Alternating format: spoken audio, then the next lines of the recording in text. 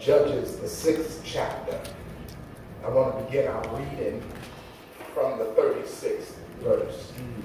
Our preachment, however, will inculcate the entire chapter 6. But I want to begin our preachment, set up our text from verses 36 on. If you have found that account in Judges chapter 6, beginning at the 36th verse, which is signified simply by saying amen. Amen. God bless you.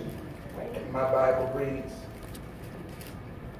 "And Gideon said unto God, If you will save Israel by my hand, as thou hast said, behold, I will put a fleece of wool in the floor. And if the dew be on the fleece only, and it be dry upon the earth beside, then shall I know that thou wilt save Israel by my hand, as thou hast said.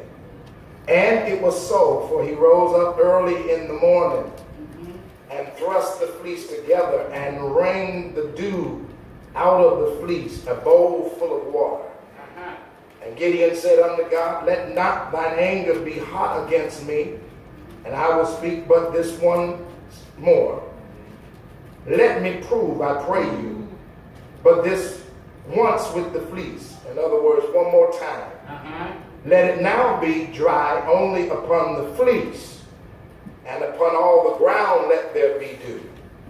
And God did so that night, for it was dry upon the fleece only, and there was dew on all of the ground. Amen. Amen. The word of the Lord for the people of the Lord. Glory be to the Lord.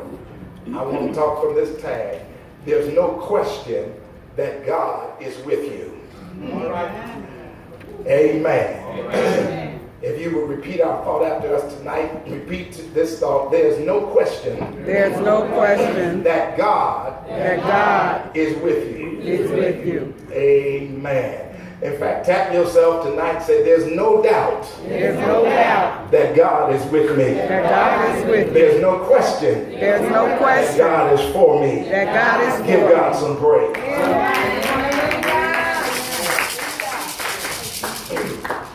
Minister Borden is a 5th century guru by the name of Sun Tzu, who wrote a book called The Art of War. And he quoted out of the many quotes of that 13th chapter, "Victory is in warriors who win first and then go to war. Defeated warriors go to war first and then seek to win." He revealed that because in order to win, you must first count the cost. In Dante's book, The Inferno, if you read it, Dante needed the assistance of Beatrice and Virgil to help him through the 9 levels of hell, to help him reach the brighted gate of heaven. I'm only trying to tell you that everybody will stand at a pivotal precipice in their life where they will ask the question, God, are you with me? Moses, if you read his bio, you understood that even Moses had doubt that God was with him, even after God had called him in the tender age of 80.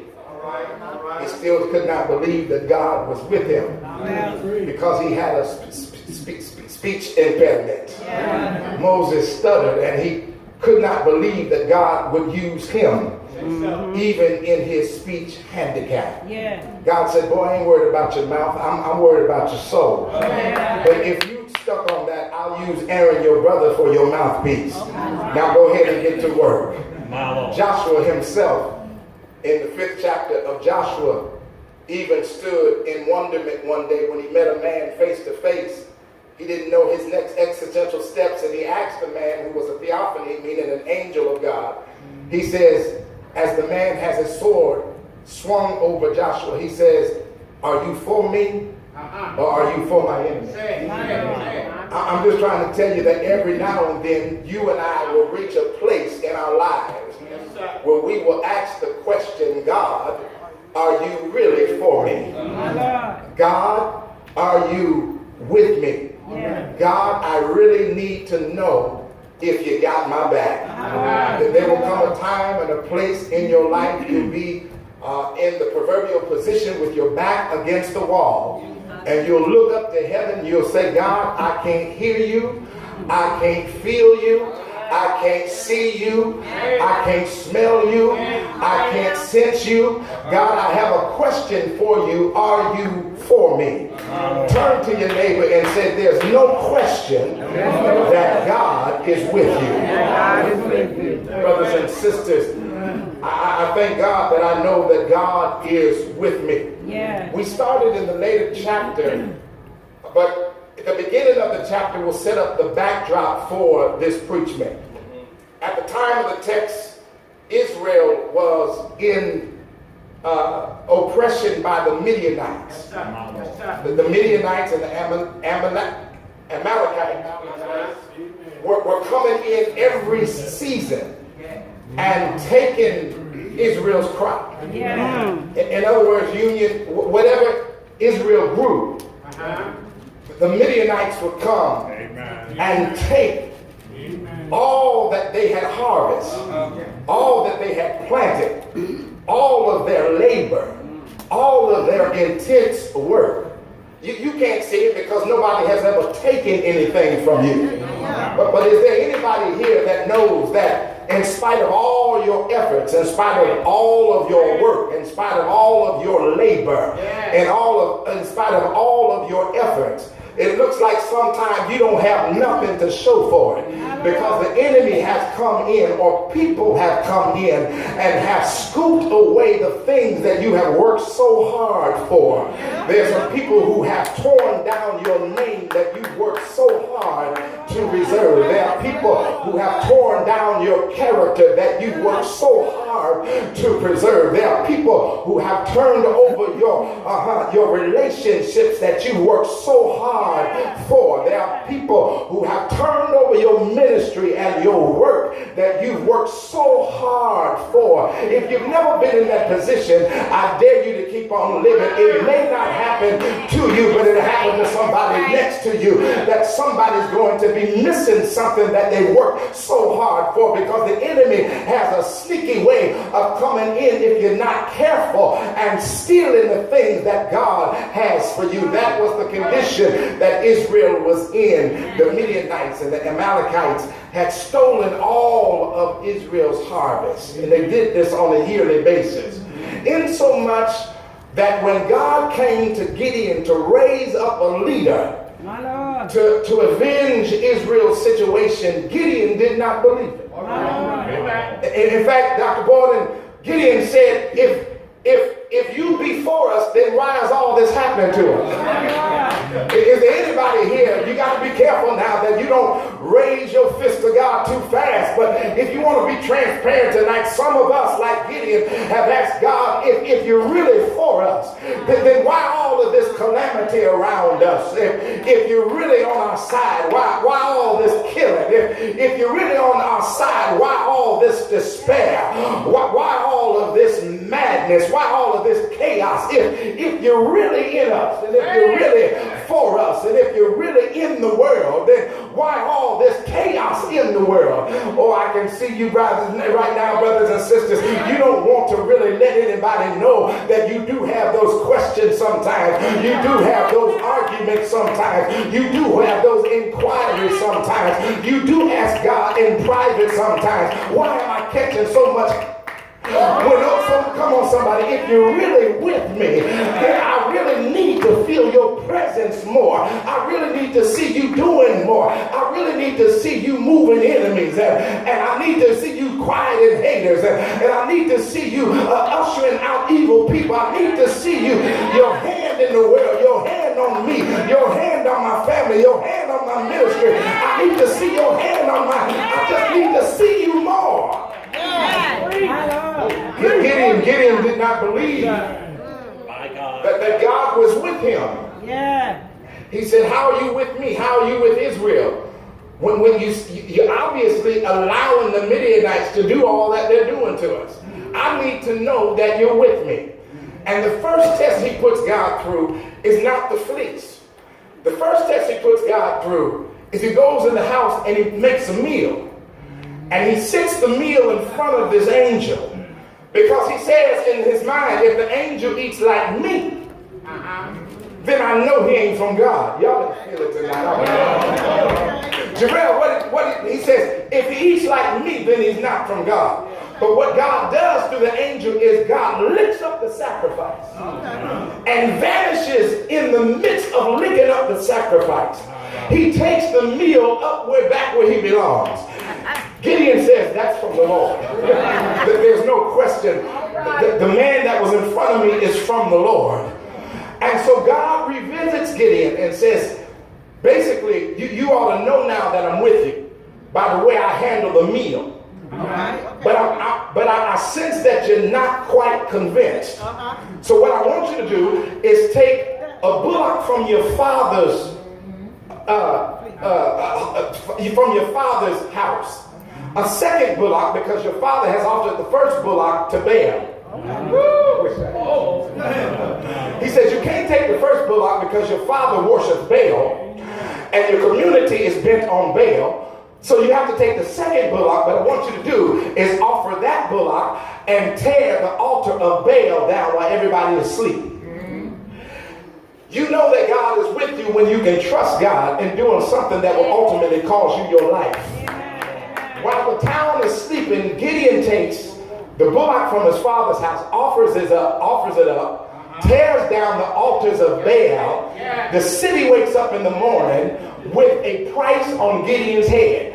They say, who did this? They said, I know exactly who did this. Gideon did this. And so now everybody wants to execute Gideon. So Gideon says, Lord, I really need to know that you're with me now. Because for me to do this thing for you has gotten everybody against me. I'm coming to get you now.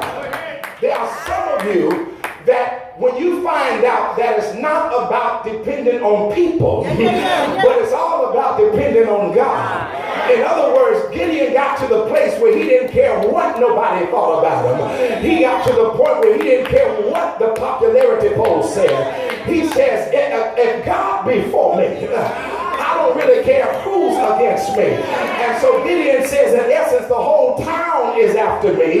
The Midianites and the Amalekites are coming to destroy me.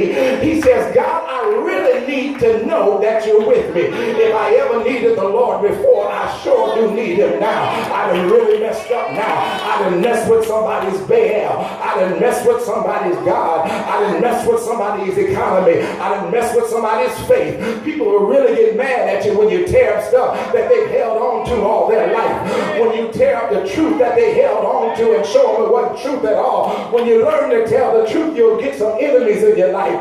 But how many know that you plus God is more than those who will ever be against you? Turn to your neighbor and say, I'm so glad to know that God is with me. So here's the text. And I just had to give you all that to get to the text. Yes. That's all right. So by now, right, Gideon should know that God is with him. But Dr. Blue, he needs one more again. Somebody say one more again. One more again. He needs, Sister Cheryl, one more assurance. And this is where we find him in our text tonight, Jarrell. He says, God, they're coming. I can hear the horses. I can hear the crowd. They're coming to get me. I really need to know that you're with me because I need you now like I've never needed you before. And he says, I'll know that you're with me if you do me one favor. He says, what I'm going to do, Lord, he says, I'm going to put a fleece of wool on the ground. And when I wake in the morning, let the dew be on the fleece only. And let the ground be dry. Then I'll know you with me. God does that. God says, that ain't nothing. You ain't asked nothing but a thing. That ain't nothing. Gideon wakes up and finds it just as it was, the fleece full of water, the ground dry. Gideon looks at it and says, Well, I need one more again, Lord. Can you do the opposite? Can you make this time the opposite of what you did last night? Don't be mad at me, God, but can you do it again, but just flip it around? God does it again. Now the question that I have is, what is it going to take for you to see that God is with you? All right, I got 4 things I'm out of your way. I promise I'm going to get you home tonight. It's hot outside.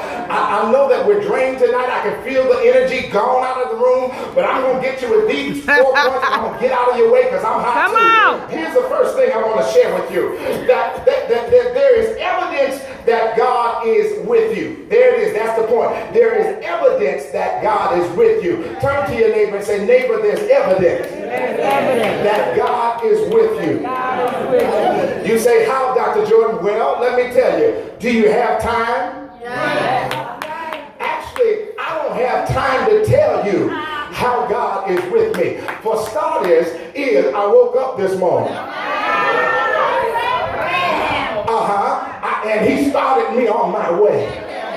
I didn't want to eat this morning, not because I didn't have nothing to eat. It's just that I decided not to eat. I could eat any time of the day that I felt like it, but I know that he's with me because I put my clothes on and I put them on in order. I didn't try to put my shoes on my head or my shirt on my feet. I know he's good because I didn't visit the mall today to identify anybody that I know. In fact, I know he's good and that he's with me because I didn't wake up in the morgue. Somebody knows what I'm talking about. There's evidence that God is with you because the food that you did eat, he didn't allow you to choke on it. You need to say that God is with you because if you inhale and exhale, you have the breath of God in your body. Somebody say, God is with me. You drove or you were driven up and down God's highway and no tractor trailer took you out. You know God is with you. The evidence is there because the blood is running warm in your veins. You didn't have a heart attack. You didn't have a stroke. You didn't have an aneurysm. You didn't have an embolism. You didn't have any blood clot. You didn't have a hemorrhage. You ought to thank God that he's with you today. You say, God, I thank you. All kind of evidence that you're with me. The devil wanted to destroy me today, but you're with me. Turn to your neighbor and say, there's all kind of evidence that God is with me. Yes. So secondly, Nikki, I need to tell you, not only is there all kind of evidence that God is with me, but Sister Bennett, Reverend Bennett, every time I turn around, he keeps doing great things for me. I mean, I know he's with me because every time I turn around, God is up to stuff, opening doors and making ways and fighting my enemies and stomping out fires and putting an end to rumors and chasing away liars. And every time I turn around, I get good news from the north and good news from the south and bad news turn to good news from the east and get some so-so news from the west, but before it gets to God, it gets better. But every time I turn around, it just gets better and better. In fact, every day with Jesus is sweeter than the day before. I wish I had time to tell you about it, but I know it's 96 degrees outside. But oh, I can tell you that God can cool things off. Oh, he's a pillar cloud by night. I'll tell you that God is the shade upon your right hand. The sun shall not smite you by day, nor the moon by night. Every time I turn around, he keeps blessing me.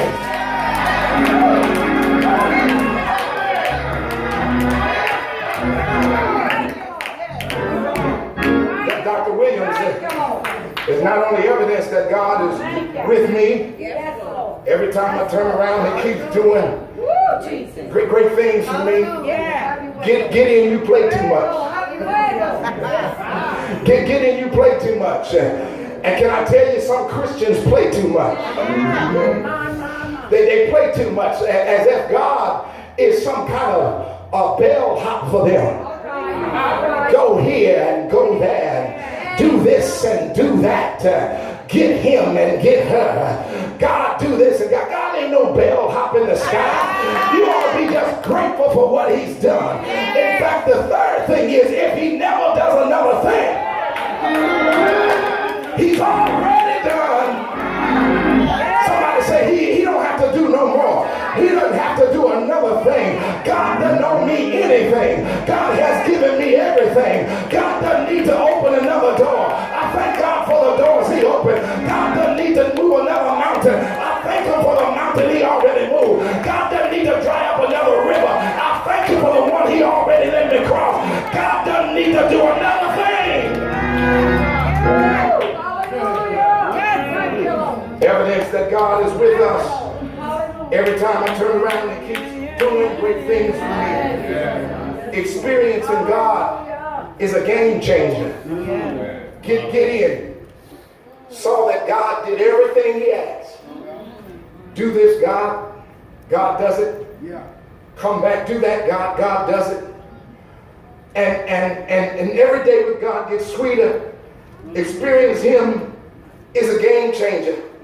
If he never does another thing, he's already done enough. Not only has he met my needs, but he's exceeded my expectations. Yes. Turn to somebody and say, not only has he met my needs, yes, but he's exceeded my expectations. There's nothing else I can expect of him. He's already done it all. He's already done it. Turn to your neighbor and say, it's already done. I'm a living example of what God can do.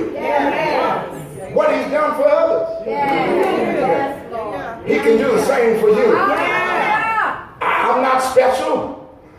I just thank God that he's favored me. I don't know why he does it, but I thank God that he does it. Is there anybody here who can get in this praise with me and tell your neighbor, say, I don't deserve it. I don't know why he keeps on blessing me. But one thing I do know is that God is with me. Some people have walked away from me. Some people have chosen to turn their back on me. But I'm so glad that God is with me. And he will never leave me. Neither will he forsake me. Turn to your neighbor and say, I feel like shouting. Because God has shown enough, proven that he is with me. And I don't believe I'm by myself tonight. I believe that there may be 30 people here who can testify that God is with them.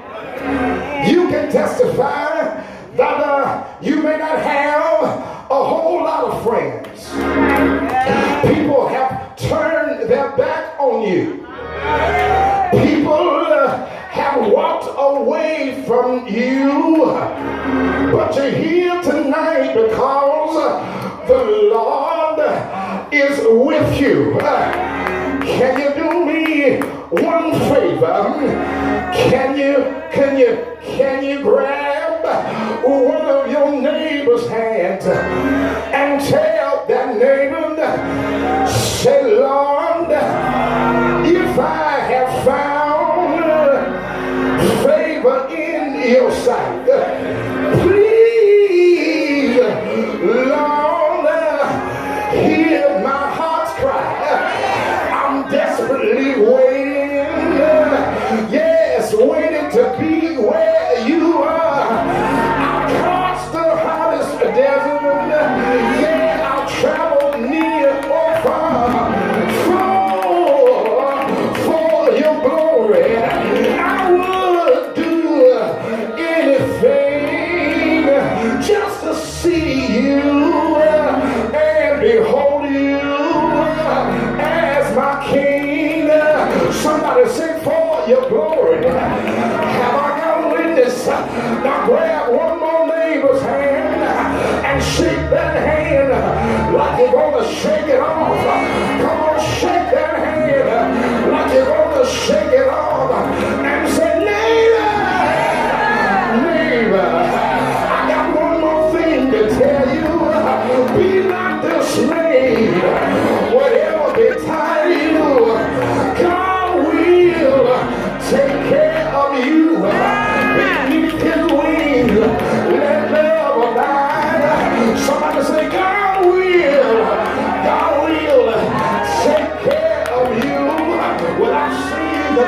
lightning flash, and I heard the thunder roll. I felt sin breakers dashing, trying to conquer my soul. When I heard the voice of Jesus telling me to still fight on, turn to one neighbor and say, He promised. Hey, He promised to never leave me alone. Do me one more favor, and I'm gonna let you go home. Grab one more neighbor, rock that neighbor, shake that neighbor, rockin' that neighbor, shake 'em and rock 'em, rock 'em and shake 'em. Say, neighbor, I got to tell you one more thing.